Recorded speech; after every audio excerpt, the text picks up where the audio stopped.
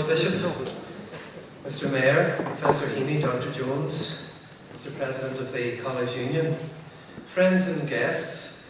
When Bishop Kelly founded St. Columb's College in 1879, he couldn't have imagined the long and distinguished history that lay ahead for it. Over 125 years now, St. Columb's College has flourished as a well-known centre of educational excellence and as a powerful learning community, one which has contributed enormously both to this city, this area and beyond. Today I'm delighted to welcome you to the first of a series of lectures organised by the College in association with the College Union. They're organised as part of our 125th anniversary celebrations. And may I say a particular word of welcome to the students and teachers from St. Columb's who are here, and also from visiting schools. And we have pupils here from Foyle and Londonderry College, Oak Grove College, St. Joseph's Boys High School, St. Mary's College, St. Patrick's and St. Bridget's College, St. Peter's, Thornhill College, and all the way from Belfast High School. And I'm also very pleased to welcome some visiting academics from Gustavus Adolphus College in Minnesota. So you're very welcome indeed. The objective of the anniversary lecture series, which is entitled Culture, Change and Challenge, is to explore major ideas and to stimulate reflection, discussion and indeed new thinking. It's very fitting that the first lecture in this series will be given by one of our most distinguished past pupils, Professor Seamus Heaney. And it's also fitting that the theme of the lecture would bring us back to the very dawn of this college, when every pupil had to study Latin and Greek alongside French, English and mathematics. It is true that over the 125-year history of the college, the decline and fall of classical studies has taken place, certainly in post-primary education and indeed to a large extent at third level. But despite this, across the world, lovers of the classics are committed to keeping alive the study of the ancient world, its language and its culture. It is their firm belief that such study is intrinsically interesting to anyone who likes people, words, ideas, or who contemplates the way society works. They have consistently argued that understanding the ancient throws new light on the modern and so remains immensely relevant to decision makers of our future. Thanks to their dedication, there is a definite rekindling of interest within schools and colleges, including our own, where 50 pupils and teachers stayed on after school last term to take their certificate in ancient Greek. Ironically, this little renaissance is being urged on by the power of 21st century technology. Information and communications technology is helping to enliven and to refresh the study of the classics. Dr. Peter Jones is perhaps the most prominent and well-known friend of the classics in these islands. Dr. Jones graduated in classics from Cambridge in 1964 and gained a PhD from London in 1971.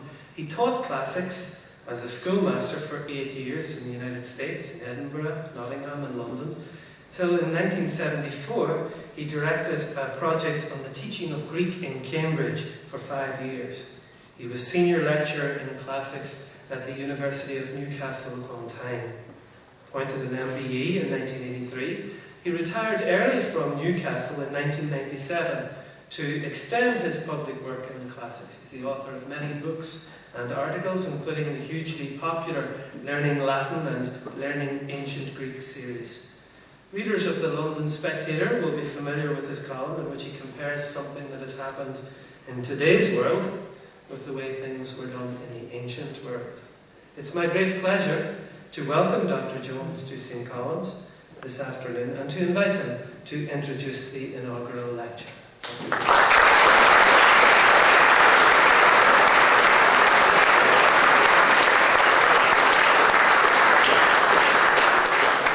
Well, ladies and gentlemen, and students, especially students, What an opening lecture this is to our most distinguished series.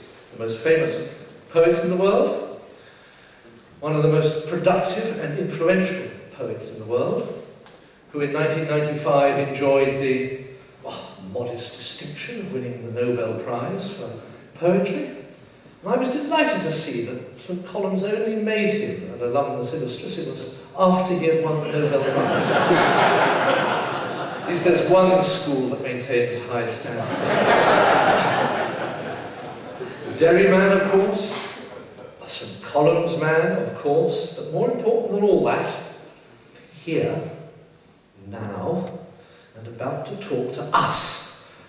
I'm hugging myself in anticipation, as I'm sure you are, and I won't be keeping you long. When Professor Heaney came to St. Colum's in 1950 as a boarder, he learnt Latin and Irish, and then added to these languages when he went to the Queen's University, Belfast, with Anglo-Saxon. These languages, or as I prefer to think of them, these worlds, have had a very powerful effect upon his work. And that isn't surprising, because one of the things poets do is to make connections between the unexpected. They see other possibilities, other patterns that we ordinary mortals don't. And his topic today reflects this poetic instinct as he talks to us about something close to his own heart, the staying power in the modern world of other patterns that he finds in the classics, Irish classics, ancient Greek classics, and Roman classics. So, ladies and gentlemen, please welcome St. Colum's most famous son, ex illustrissimus, Professor Seamus Heaney.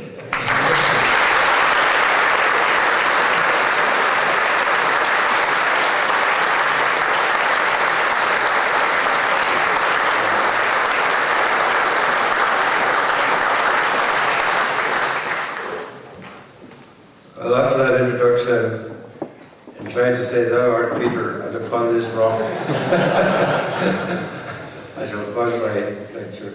It's a great pleasure to be back in St. Colum's College and to be here at this historical moment, to be in the presence of so many friends, not ex-pupils, old boys, I suppose we have to say, in all kinds of ways, distinguished past pupils, distinguished guests. And I think the best thing, since I want to get through with this, is to plunge straight in to the formal bit of it. In 1997, on the 1400th anniversary of the death of St. Colum Kill, I published a translation of a poem in the Irish Times, supposed to have been written by Colum Kill. It's 3 4-line stanzas, and it's spoken in the voice of a scribe. A scribe is writing the poem.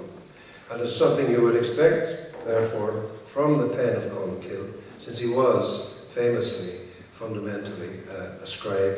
And one of the most famous legendary things he did was to copy a manuscript and then to go to war to defend his right to keep the copy, leading to the first great copyright law, as we know, of the European record, where the High King said, to every cow its calf, to every book its copy. So there it is. But the poem I translated could not have been written by the patron of this college, because it was written, as far as we know, in the 11th century, 500 or 600 years after the death of Colum Kill. But it's preceded by a brief sentence in Latin, these two Latin-Irish cultures there from the start. Colum Kill cecinit, as we would have said in St. Colum's, and in some other schools I learned when I went to Queen's, we said kekinit, because everything in Northern Ireland, as you know, has an alternative position.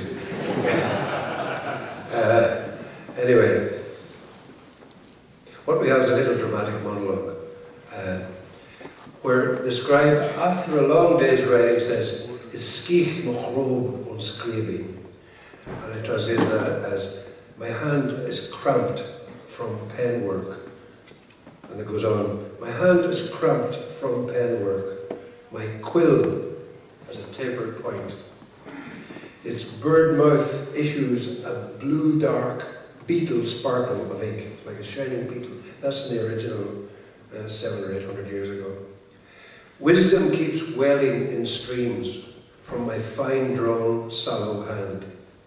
River run on the vellum of ink from green-skinned holly. My small runny pen keeps going through books, through thick and thin, to enrich the scholar's holdings. Pen work that cramps my hand. I start with the poem for a couple of reasons. One to do with past memories of time spent in St. Colum's College. The other to do with this task which I have this afternoon, which is to speak of the ongoing value of the classics in our educational system and in our cultural memory at the start of the 21st century. But I also start with the poem because I mean to continue by referring to them and using them as examples. But personal memories to begin with. Every day I spent as a boarder on the Bishop Street quarters of this school in the 1950s. I'd end up in the evening with as tired as the scribe, with a hand maybe as cramped from pen work. Even though we were in mid-20th century Derry, studying for the Northern Ireland Senior Certificate examination, the shape of the day we lived in that institution was to some extent the shape of the monastic day that Columkill and his monks would have lived on the island of Iona in the 6th century. We rose to the sound of a bell and went immediately to prayers, to Mass. The duties and activities of the rest of the day were also announced by a bell. We dined in common in the refectory. We prayed in common in the chapel. We wrote with an ink pen. And in general, we submitted to a fairly ascetic, fairly frugal discipline, one that Columkill would have imposed upon his community on Iona.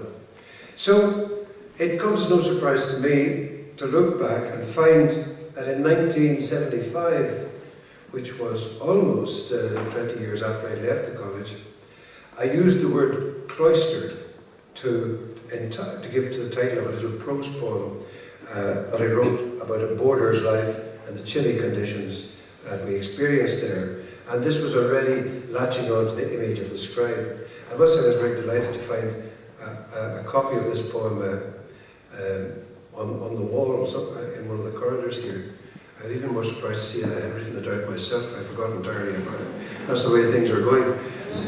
Anyway, the final paragraph of this little piece goes, "In the study hall, my hand was as cold as a scribe's in winter. The supervisor rustled past, sibilant, vapouring into his breviary, his welted brogues unexpectedly secular under his soutane. Now I bisected the line AB, now found my foothold in a main verb in Livy. From my dormer window after lights out, I revised the constellations, and in the morning broke the ice on an enamelled water jug with exhilarated self-regard." Mind you, the ice wasn't on the water jug that often, but I do remember one astonishing morning. Anyway, there are no longer boarders writing to the sound of a bell on Bishop Street. There are no longer basins of water and water jugs. There are no longer priests going up and down the aisle of the study supervising and reading their breviaries.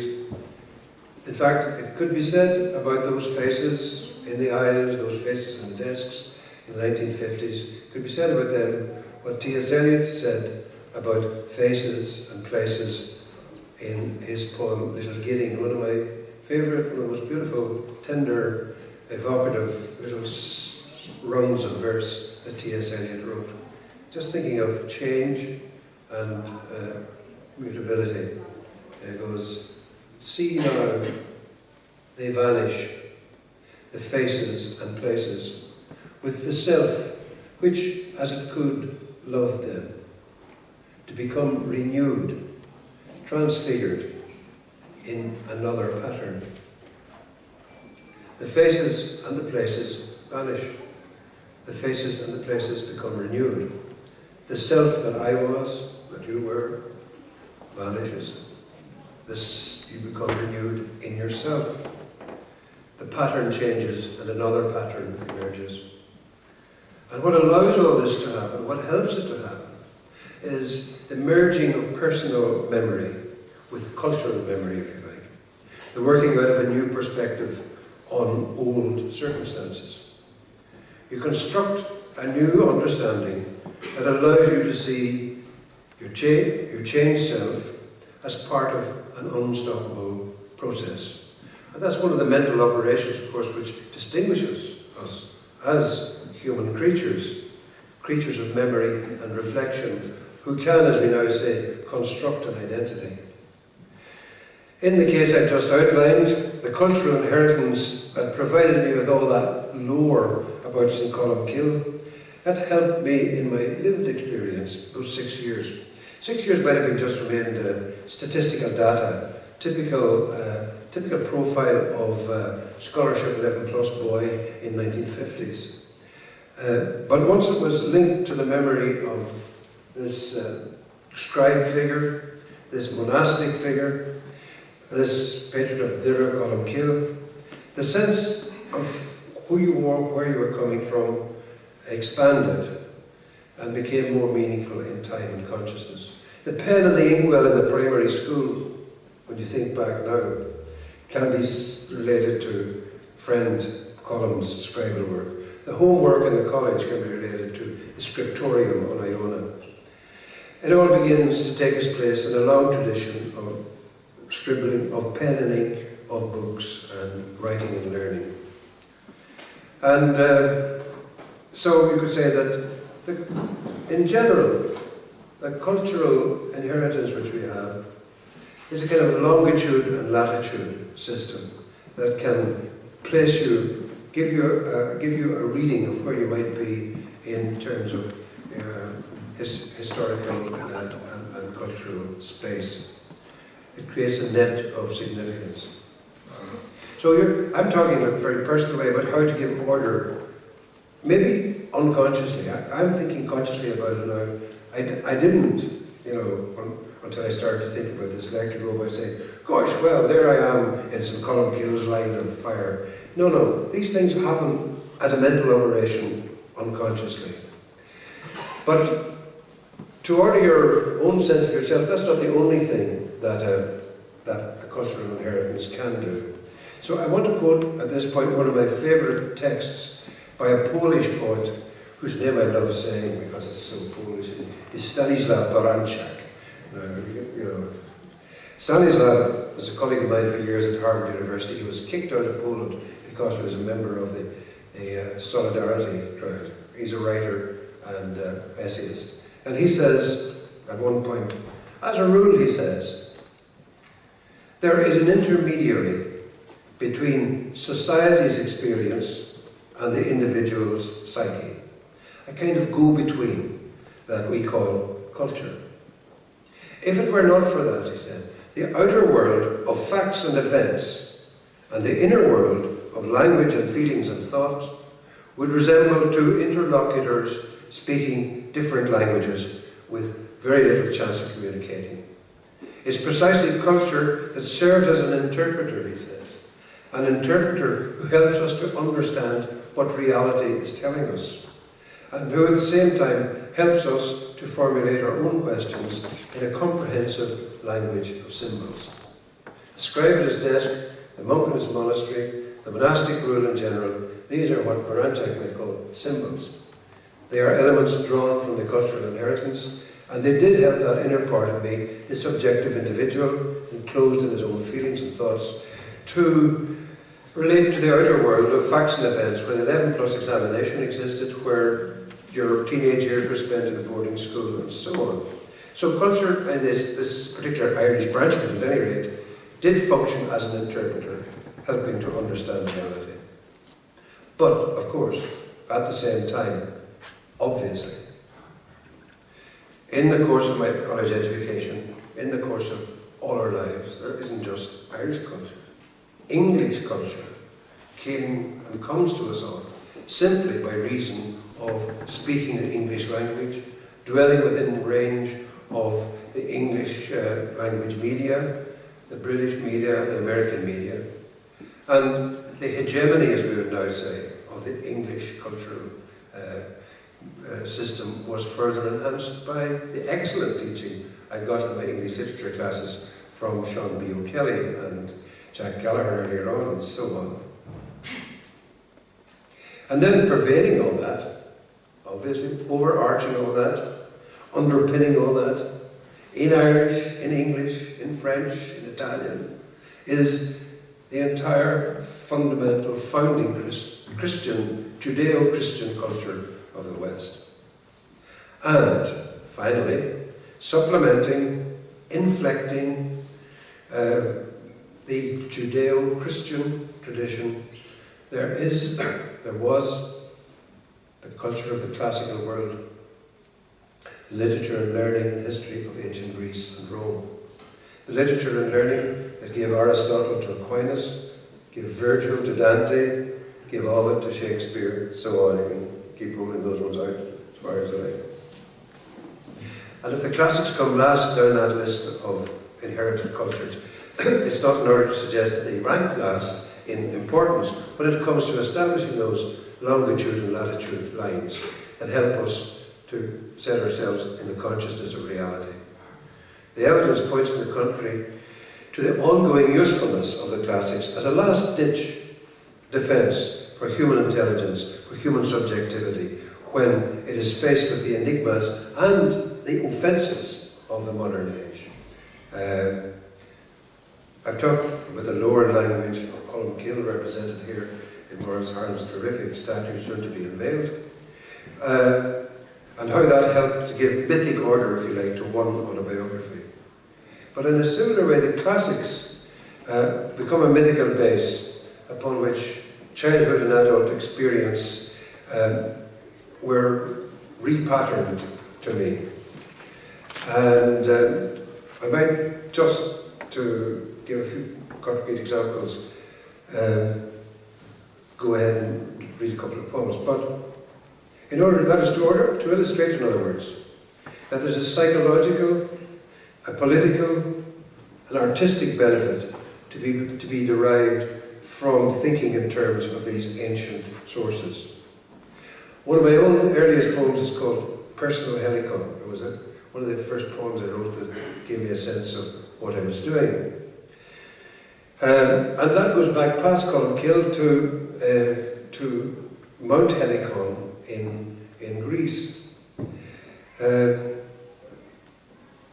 There's a poet, there are two big H's in early Greek poetry.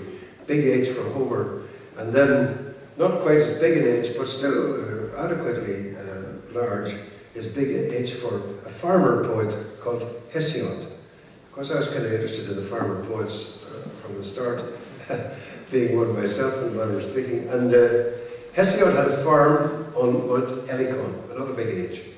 And on Mount Helicon, he worked, and the muses appeared to him on the head rig of the field and sang to him. This is a great founding moment in Western literature, Western culture. There at the head rig of the field, the muses are standing, singing to him. And then, as if to stamp that impression on the mountain, Pegasus, the god, the winged horse of inspiration, crash lands, and his hoof hits the side of the hill, and there's a hoof mark, and up out of the hoof mark springs this miraculous water of the Hippocrene spring, the mark made by Hippos, the horse, made the Hippocrene spring. So, when I wrote a poem called Personal Helicon, I actually didn't know anything really about Hesiod at the time, but I knew about the spring sacred to the muses. And I myself was thinking of the springs of inspiration, very, very, very ordinary image, and how, for me, they were all around the house, the Broch and Mossbaum and Tomley where I grew up. So the poem goes like this, just, Helicon isn't mentioned except in the title, but it's there in the background as an ordering idea. As a child, they couldn't keep me from wells and old pumps with buckets and windlasses.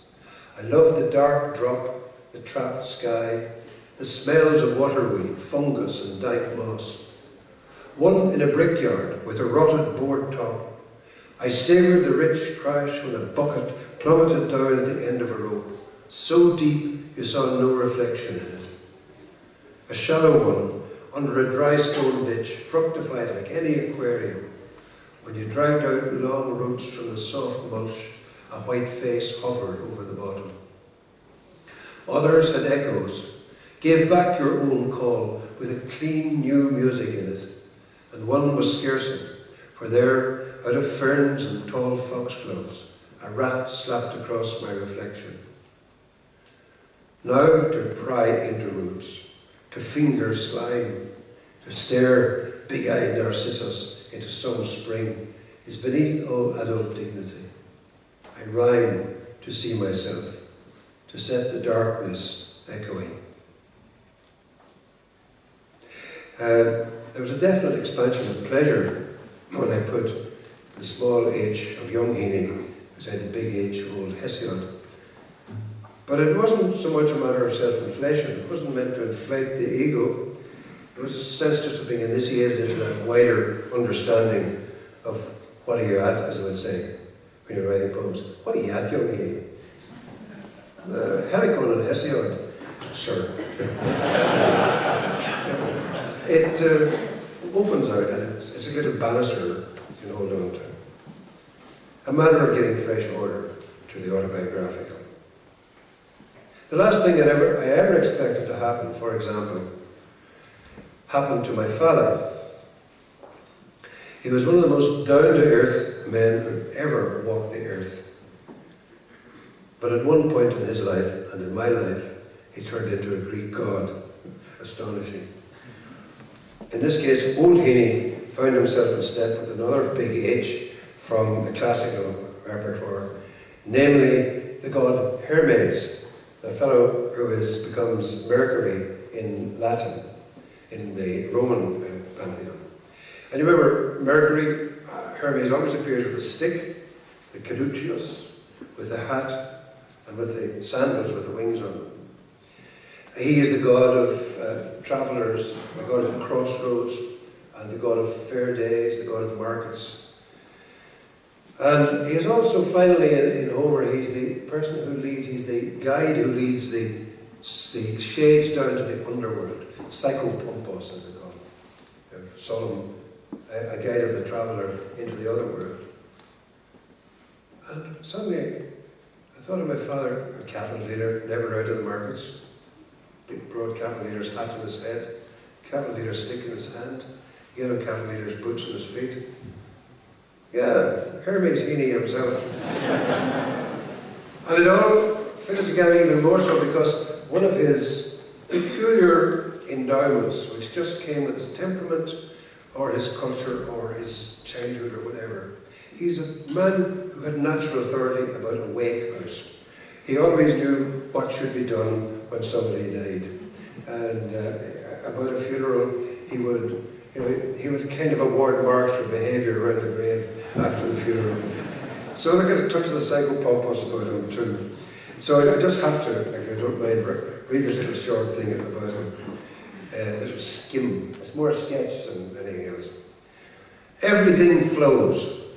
Even a solid man, a pillar to himself and to his trade. All yellow boots and stick and soft felt hat can sprout wings at the ankle and grow fleet as the god of fair days, stone posts, roads and crossroads, guardian of travellers and psychopomp. This is true, the next bit. Look for a man with a nice plant on the boat, my father told his sister setting out for England, and stay near him all night and you'll be safe. Flow on, the journey of the soul with its soul guide, and the mystery of dealing men with sticks. I could go on about my father and Hermes, Herm pillars, etc., but leave it. But I shouldn't leave that poem without pointing out something that you just take for granted and forget. that it begins with two words which are two of the most famous to have come down to us from antiquity, from the thought of the philosopher Heraclitus, everything flows. And Heraclitus also said, to further illustrate that, he said, a man cannot step into the same river twice. Remember that. So that has immemorial validity, and the classics have a validity, that is to say, that is more than just subjective.